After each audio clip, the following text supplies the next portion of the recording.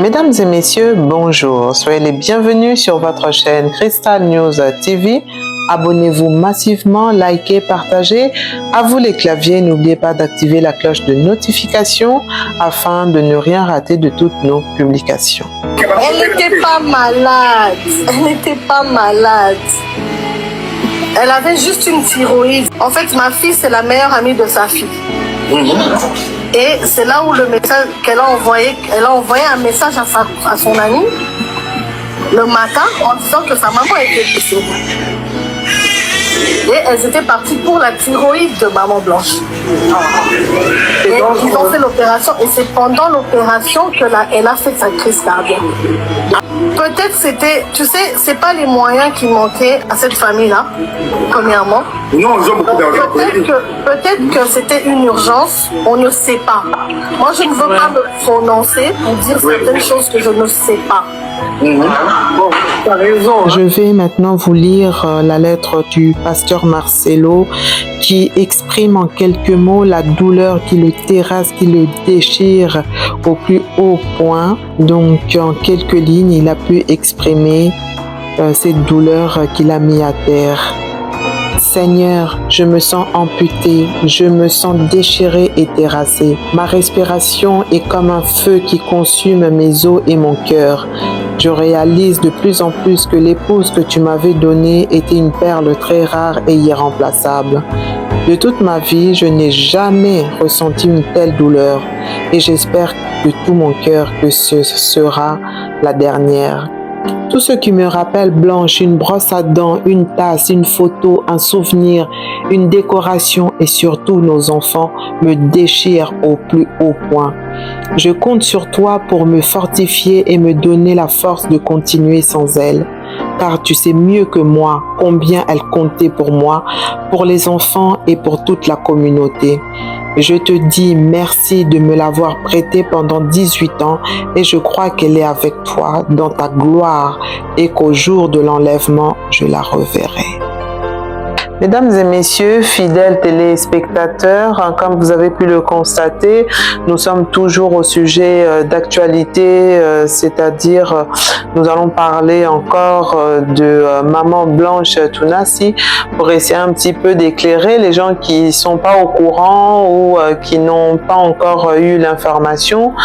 Donc notre maman nous a quittés, elle a fait une crise cardiaque en Turquie où elle s'était rendue donc pour ses affaires parce que à part le fait d'être la femme du pasteur, en l'occurrence du pasteur Marcelo Jérémy Tounassi, elle était, on va dire ça, c'est toujours difficile de parler d'elle au passé, elle était aussi une femme commerçante, elle avait ses activités, elle avait ses boutiques et elle se rendait fréquemment en Turquie.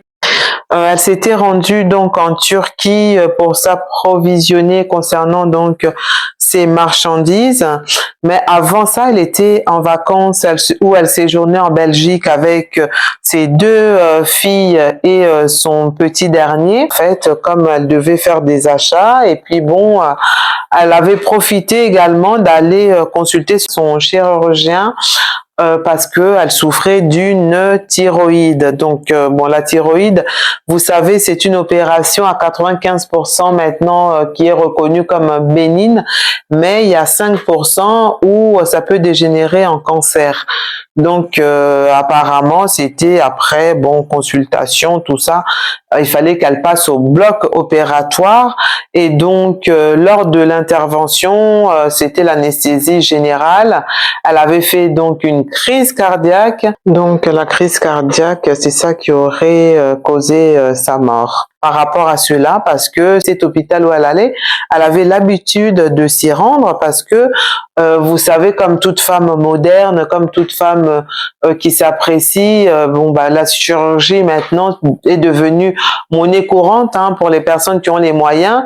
Si on a envie un petit peu d'améliorer sa présentation, d'améliorer peut-être ce que nous considérons comme étant des défauts, ah bah, on essaye de voir si par le biais de la chirurgie, il serait possible justement d'améliorer notre apparence parce que quand on est une personne publique, on est souvent jugé par notre apparence et donc on doit toujours être apprêté, on doit toujours être présentable, belle, toujours au top. Donc notre maman, elle avait aussi son chirurgien qui avait fait quelques interventions, donc des petites interventions sur son corps pour essayer d'embellir un petit peu son apparence malgré qu'elle était déjà belle de nature, mais c'était pour corriger ce que elle estimait peut-être être des défauts.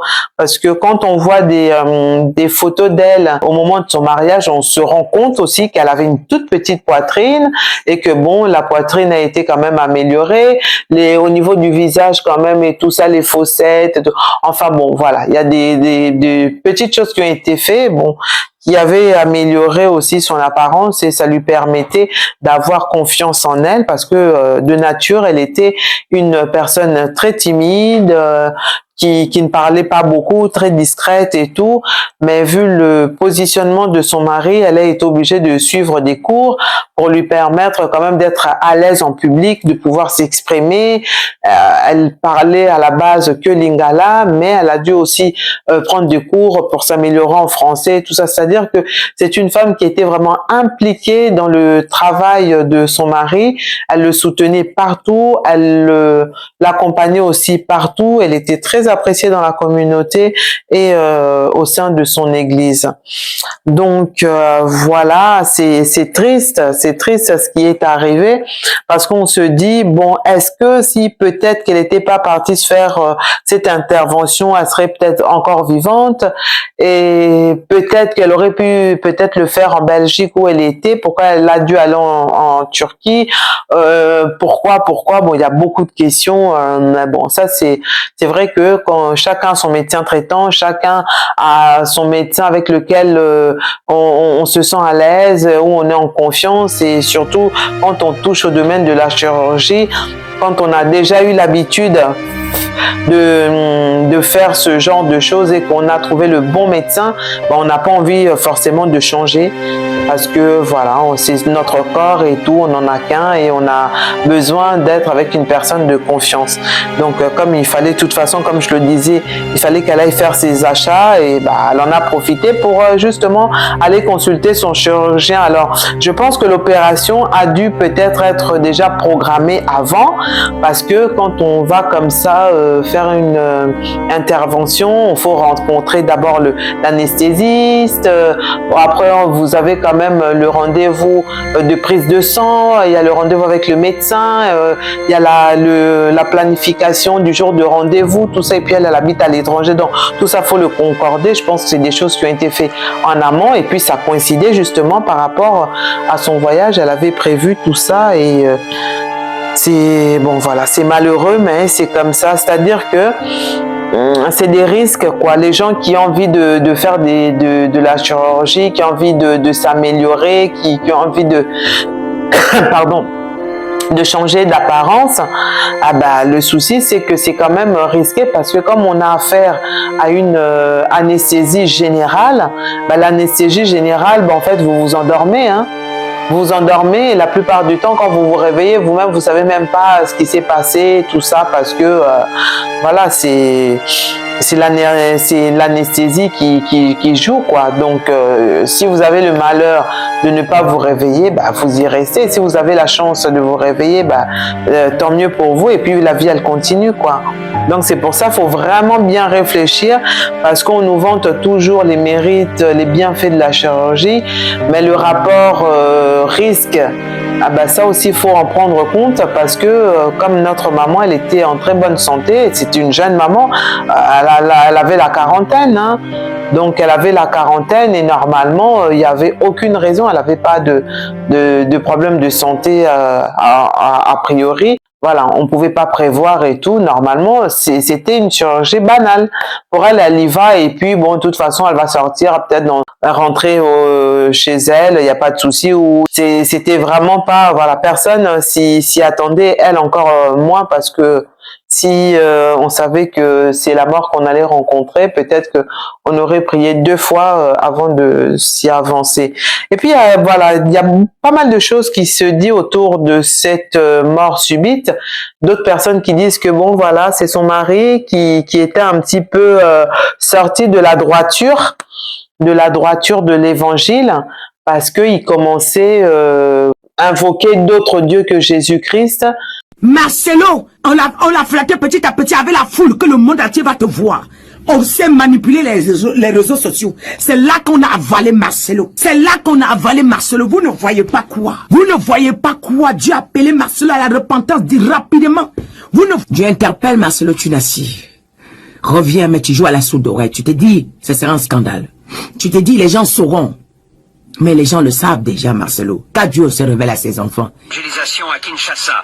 Plusieurs blessés signalés. Un incident tragique s'est produit lors d'une campagne d'évangélisation dirigée par le pasteur Dieu n'est pas Dieu. Tunasi à l'esplanade du palais Vous du pensez peuple que à dans son Kinshasa. église, Dieu peut Selon permettre un ça? bilan provisoire, une dizaine de personnes ont été Emmanuel TV avait construit l'immeuble. L'immeuble s'est écoulé, non? Parmi les blessures signalées, Ça a écrasé des milliers de personnes, non? Pour que sa renommée puisse monter. une colonne vertébrale Il faut bien blessée. qu'il sacrifie. Les blessés ont reçu des Il soins faut de bien souffrance, le tandis que sacrifice. les cas les plus On graves doit lui demander le sacrifice. en charge par les équipes On lui a donné la foule. présentes.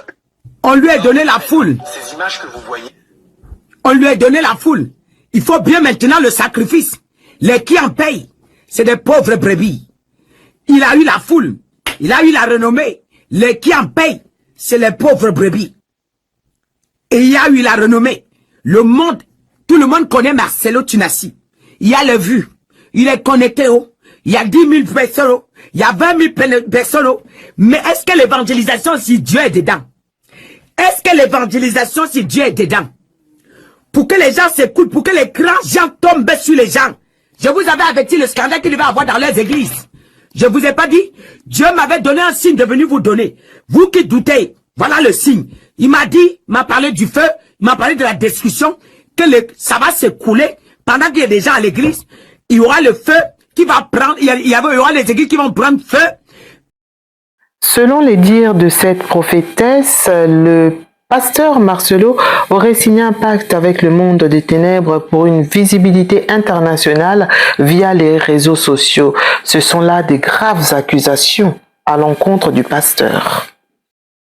Cela quelque temps, on prédisait ceci sur le pasteur Marcelo. Écoutez très bien la vidéo jusqu'à la fin. Je vous en prie, restez là et après nous allons commenter. Take it. Nous venons de quitter au nom de Jésus à Take It avec le pasteur Marcelo. Dans cette vidéo, je vais vous donner mon témoignage sur l'homme qui a enlevé mes parents, qui a prêché la bonne nouvelle à mes parents. Paix à son âme, il est mort après avoir fait quelque chose dans le corps du Christ. Je vais vous rendre ce témoignage. Mais avec beaucoup de sincérité, je dis souvent des choses contre l'église chrétienne, mais s'il y avait quelqu'un qui m'amenait encore à retenir ma bouche, à ne pas dire certaines choses, c'est le pasteur Marcelo. Je le voyais encore dans l'exemple, juste à cause d'un truc qu'il faisait, je le prenais comme un motivateur spirituel. Je considérais Marcelo comme quelqu'un qui ne prêche pas seulement, mais il motive les Africains à sortir et à utiliser leurs mains. Mais ce que Marcelo vient de commencer là, ça m'inquiète, ça m'intrigue, sauf si je n'ai pas la vidéo complète et que j'ai compris ça dans le mauvais sens. Quitter de Jésus-Christ à Take It. J'ai regardé en latin, j'ai regardé en grec pour comprendre ce que veut dire Take It. Je n'ai rien compris. TV Joshua l'a fait hier, paix à son âme. Alors, celui qui a enseigné, qui a prêché la bonne nouvelle à mes parents, était quelqu'un qui était rempli de dons. Je ne vais pas donner son nom. Il était rempli de dons de la parole. De dons de langue, je veux dire. Ce monsieur, il pouvait arriver en Grèce, il prêche en grec. Il arrive dans ton village, il prêche dans la langue de ton village. Il n'avait pas un endroit où il ne parlait pas les langues. Il parlait tellement de différentes langues. C'est ce monsieur qui avait prêché la bonne nouvelle à TV Joshua du Cameroun. C'est TV Joshua qui a commencé avec les délivrances. S'il vous plaît, je voulais parler ici de Tchala et Somba et non de TV Joshua. Tchala et Somba. Continuons. Forte spirituelle au Cameroun. Malheureusement, TV Joshua a évolué, il a commencé à gagner beaucoup d'argent. À un temps, TV Joshua est devenu faible, il a appelé son père spirituel. Son père spirituel n'était pas dans les délivrances, les trucs vraiment fracassants, bouleversants et tout ça. Ce monsieur est parti dans l'église de TV Joshua, annoncer la bonne nouvelle. En fait, il prenait déjà une tendance à se rapprocher de TV Joshua, à être proche de lui parce que la pauvreté aussi le dérangeait. Il avait besoin d'argent. Mais un homme puissant, je dis bien que il avait le don de langue. Le jour que j'ai vu ce monsieur en train de prêcher dans l'église de TV Joshua, j'ai dit à mon père, vous avez déjà perdu votre prophète. Il est parti. Il n'a plus fait 2 mois sur la terre. Après avoir commencé à s'approcher de TV Joshua, il est parti. Je lui ai dit, moi je crois en Dieu. Je crois pas à une religion. Mais il vient de trahir son sacrement. Et le sacrement qu'il a trahi, ça va l'amener. Ce que je vois Marcelo en train de commencer à faire là, c'est bien.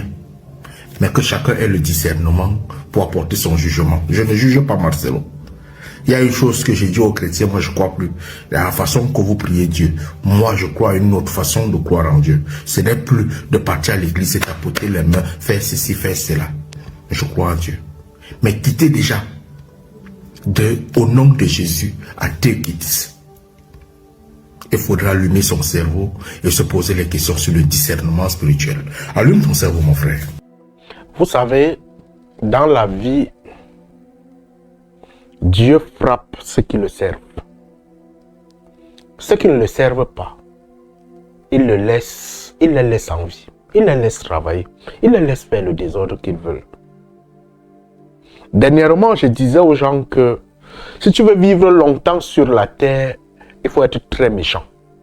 Parce que si tu es bon, le jour que tu fais une erreur, Dieu t'enlève. Pasteur Marcelo est un pasteur exemplaire. Très exemplaire pour moi depuis que je le connais. Mais il y a de cela 5 mois. Il a voulu entrer, ou sinon il est entré dans les démonstrations spirituelles. Quand il est entré dans les démonstrations spirituelles, ça part en premier, là où il est en train de prier sous la pluie comme ça. C'est de la démonstration. Il veut juste prouver que, il sait très bien que ce qu'il fait là, c'est de la pure manipulation, ça ne sert à rien. Il s'est levé, il est parti faire les délivrances, système que les pasteurs font, la fire, il a commencé à faire ça. J'ai regardé cette affaire et j'ai dit c'est dangereux. Lorsque tu sers Dieu et que tu commences à te détourner, Dieu ne te laisse pas, il te frappe. Parce que tu étais un bon exemple hier et aujourd'hui tu deviens le mauvais exemple. Il est mieux pour quelqu'un d'être, c'est-à-dire que comme dit la Bible, hein, pour ceux qui savent, que vous soyez chaud. Si vous êtes chaud, Dieu n'aime pas les gens qui sont tièdes. Ou vous êtes dans le diable, soyez dans le diable. C'est-à-dire que les pasteurs qui sont là, que pour eux c'est l'escroquerie, c'est leur travail là-bas. Ils peuvent faire même 100 ans, 100 millions d'années. Dieu s'en fout d'eux.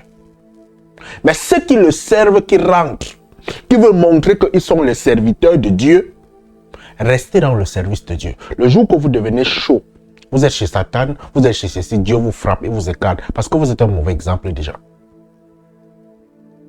L'épouse de Marcelo, tout le monde doit mourir.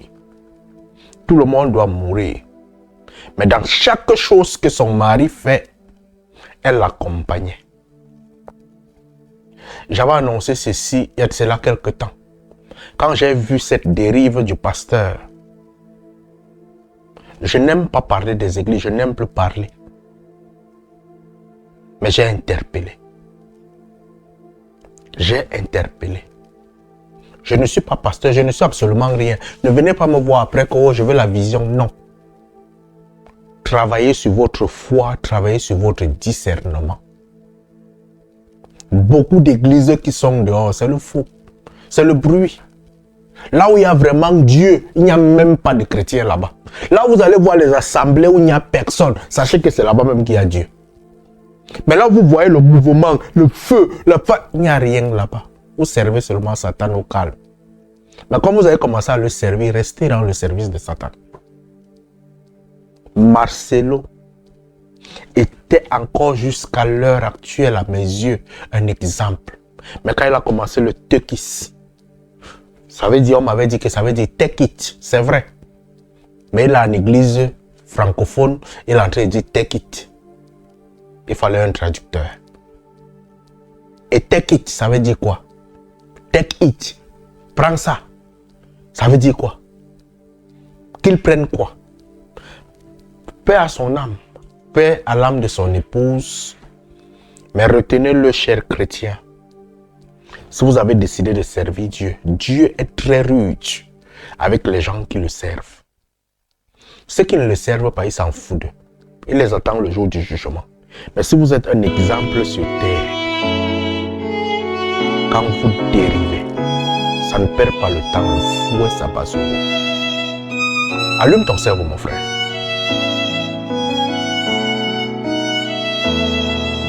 Donc, il faut avoir vraiment un œil spirituel pour ce genre de choses. Et lui, il dit que, bon, voilà, il a remarqué ce changement. Et pasteur Marcelo prie en touchant quelqu'un. Il dit take it, qui veut dire prends-le, prends-le. Alors, qui prend-le?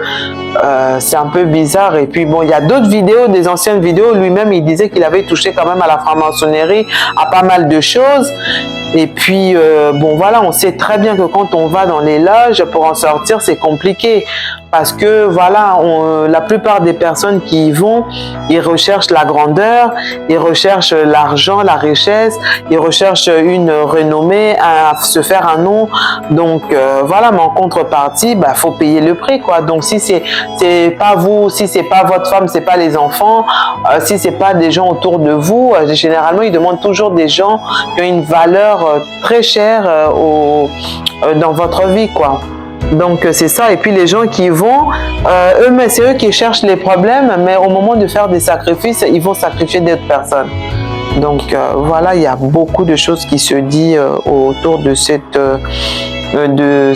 mort, et pourquoi le pasteur n'a pas vu, et pourquoi ci, et pourquoi ça. Bon, ça c'est vrai que c'est le mystère de Dieu, mais il y a d'autres pasteurs qui ont témoigné, qui ont dit que voilà, ils avaient vu le pasteur et tout, en sang sur lui, signe que voilà, il allait se passer quelque chose de grave dans sa vie et tout. Donc c'est triste, c'est vraiment triste, mais en tout cas, mes condoléances à toute la famille, parce que c'est pas facile de perdre une être aussi chère, que ce soit pour le pasteur Marcelo, que ce soit pour ses enfants.